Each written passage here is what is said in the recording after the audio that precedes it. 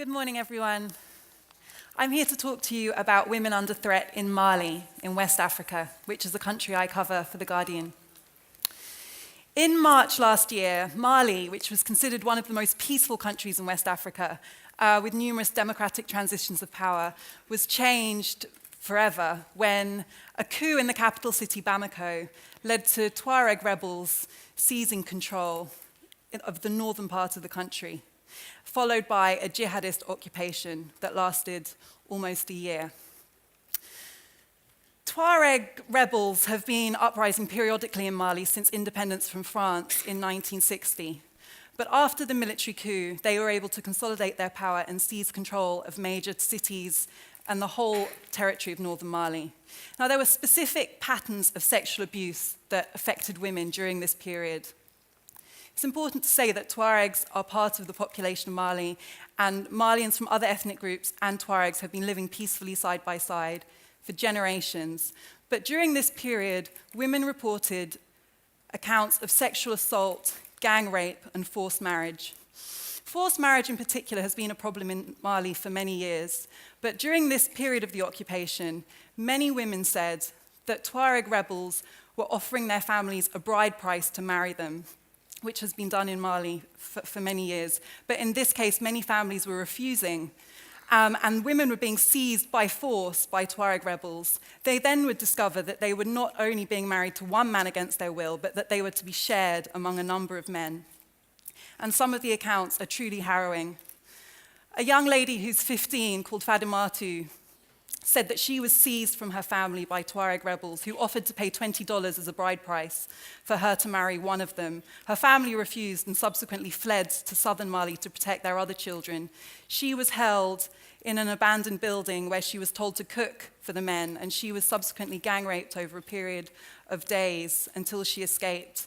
This is one of many stories that I've heard in Mali of the atrocious things that have been done to young women. The Tuaregs who seized control of northern Mali initially worked together with jihadist rebels who've been thriving in the Sahel region and the Sahara Desert for at least a decade. And they have been buoyed by the trade in illegal drugs, cigarettes, and by a kidnap economy. But last year, the alliance between Tuareg rebels and jihadist groups broke down. And what happened then was that jihadists kicked out Tuareg rebels and seized control for themselves over northern Mali. Some of the people I've spoken to in Mali said that they believed that things would improve for women in some respects because they thought that the sexual violence would end under these self-proclaimed Islamists who wanted to impose Sharia law. Sadly, they were wrong. Gang rapes and forced marriages continued. And in addition, for the first time ever in Mali, Sharia law, or a version of Sharia law that these Islamists claimed to subscribe to, was imposed. And what happened then were floggings, beatings, whippings, and other brutal punishments for alleged crimes against Sharia law. I just want to show you a short clip of what happened to this young woman. Plus jamais vu au Mali, mais depuis que le nord du pays est tombé aux mains de ces fondamentalistes, plus rien ici n'est comme avant.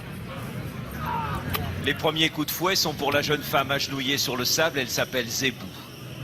100 fois ces bourreaux qui se relaient vont la frapper sur le dos, certains plus forts que d'autres. Elle implore leur pitié, mais rien n'y fait.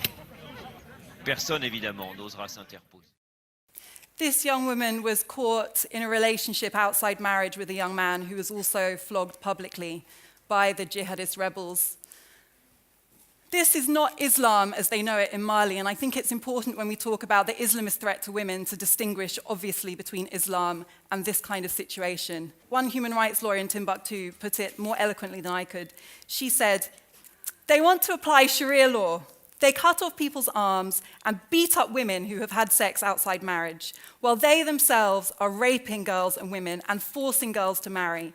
The first night, the bride is forced to have sex with 5 to 6 men. This is not Sharia. What is sure is that they are engaged in an enormous drug trafficking operation and that they are using Sharia and everything else to cover that up." The official occupation by jihadists is over now. In January, a military intervention led by the French military and other African forces ousted jihadist groups from northern Mali. But the threat to women is not over. I was in Timbuktu about 3 weeks ago speaking to the military, and they told me that this is a battle they cannot win through military force. They've pushed these groups out of their control of major towns, but they're now hiding in the desert where they still have access to arms and money. They're still involved in the trade in drugs and kidnappings. And what the military are saying is that the only way this situation can be resolved is through negotiations. The question that raises is, what does that mean for Mali's women? They're now facing the prospect of some kind of political settlement with these groups because they're not a threat that can be dealt with through force. And that means that their presence could become institutionalized in Mali, which is, I think, one of the most worrying developments in the region for women at the moment. But women in Mali are fighting back. I just want to show you another clip, which in typical Malian style is one of the most powerful ways that women make their voices heard. This is Oumou Sangare, one of Mali's musical superstars, singing about peace in Mali.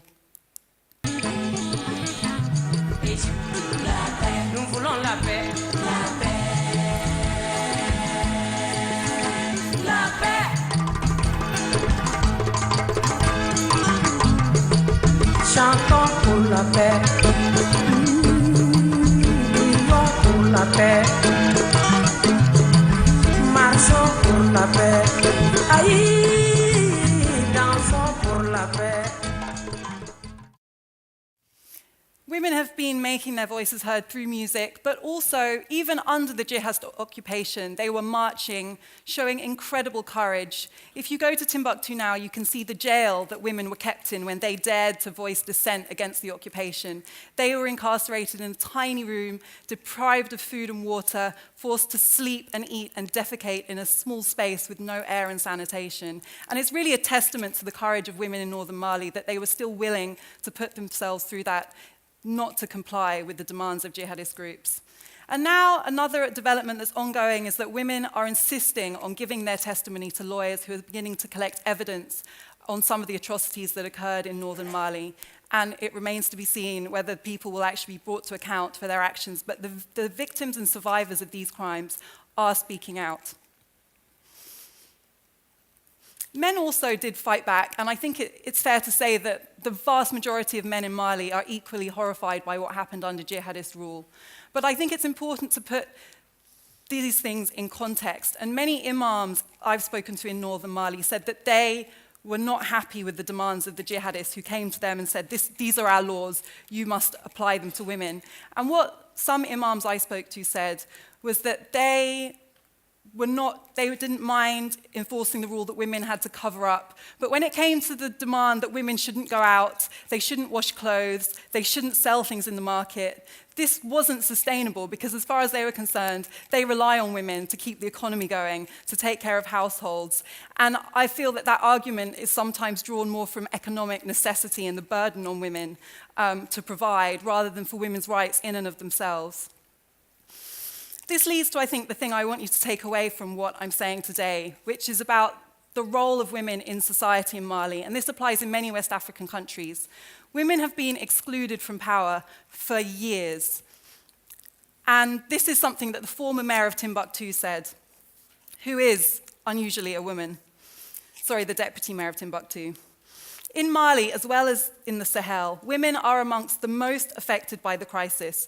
They are also those with the strongest understanding of conflict dynamics, but yet we remain confined at home and excluded from decision-making.